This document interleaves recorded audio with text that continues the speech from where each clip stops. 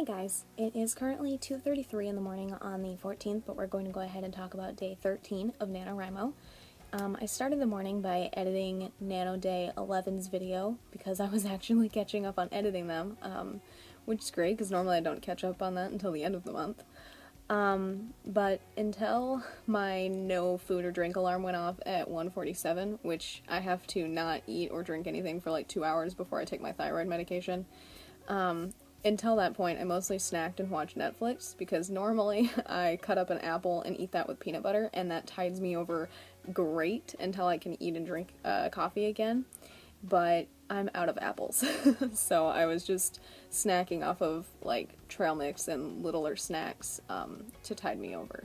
Because for me, this is basically my, like, lunchtime of the day, basically, based on when I sleep and whatnot.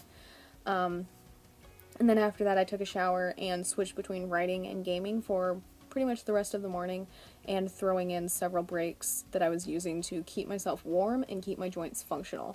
Even right now I've got a heating pad back here, which is the only reason I'm not wearing my flannel over top of this, because otherwise the heat doesn't hit my back, and I've got a pretty bad pain in my back right now that I'm attempting to warm up and work out, but you know.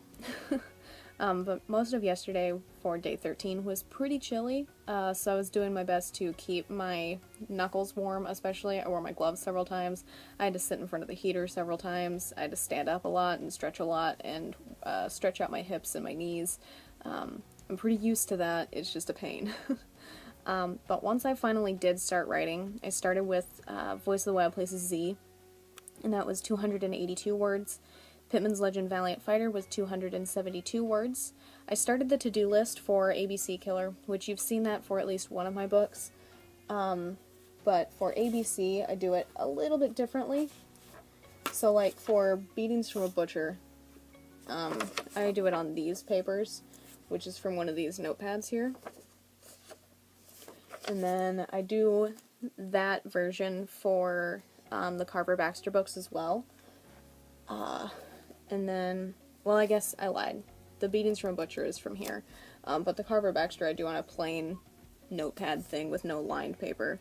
And then I also do the Young Bow stuff in here, and Books and Badges in here, which I'm really bad at writing stuff down for, but it is in here. And then Photographs and Memories is in this one with a to-do list, which I've started, but I haven't showed to you, I don't think, but that's here. And then with the Bo Austin stuff, I keep track of it in one of these, which is very dark, so you can't see it very well. There you go. It's a field notebook sort of thing. And they're very small pages. I quite enjoy them. Just every time they say they're going to do something, I write it down to make sure it gets done, especially for the Bo Austin series, because they have several kids and 2 foster kids, and all of them go to different things during the week. There's ballet, one of them goes to the community center for pottery. 3 of the kids go to therapy at various days and various times. Bo goes to therapy like 3 hours away, so I always have to make sure to write that down so that way I can calculate the time that he needs to leave and the time he needs to get back, and so on and so forth. And then in between that, there's the actual crime stuff and the evidence analysis and all of that, so writing it down in here helps make sure that the majority of that stuff gets done. I only started doing this the last book, or the book directly before that, and because I only recently did it, there's a part in book like 6, I think, where they buy another house directly beside theirs to connect to their house, so that way they can turn it into an estate, basically.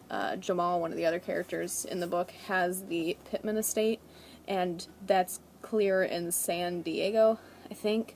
And they want their own in Los Angeles, so that way they don't have to always travel to San Diego to have that place.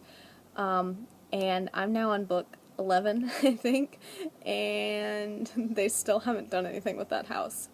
So that's why I write stuff down now, so that way it's done in the first draft. But after I did that, I actually started writing in the ABC Killer, and that was 1,002 words.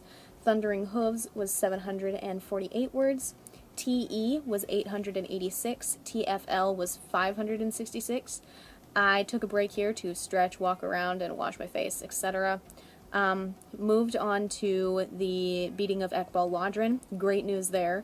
1,128 words, which completed the book with 27,262 words, which means that Carver Baxter novella number 3 is complete.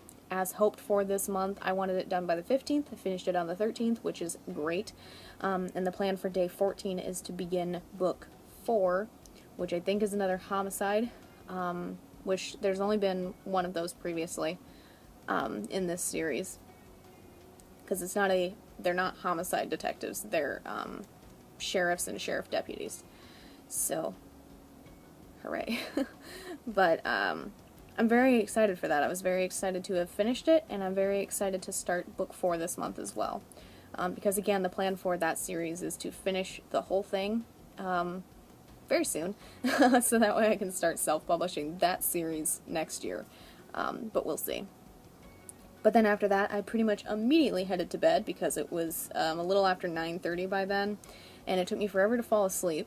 And I think I woke up around 7, but I didn't start writing again until sometime after 9 p.m. When I woke up, I was dizzy, I had a headache, I was in a lot of pain. I did my best to manage, but writing just was not going to happen very easily.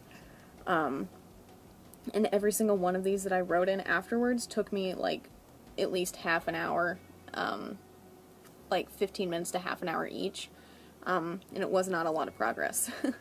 Beatings from a Butcher was 136 words. Photographs and Memories was 50 words. I think that was at least 20 minutes of work on that one before I decided that it wasn't going anywhere. So then I moved on to Books and Badges, which was 118 words. JTS was 354.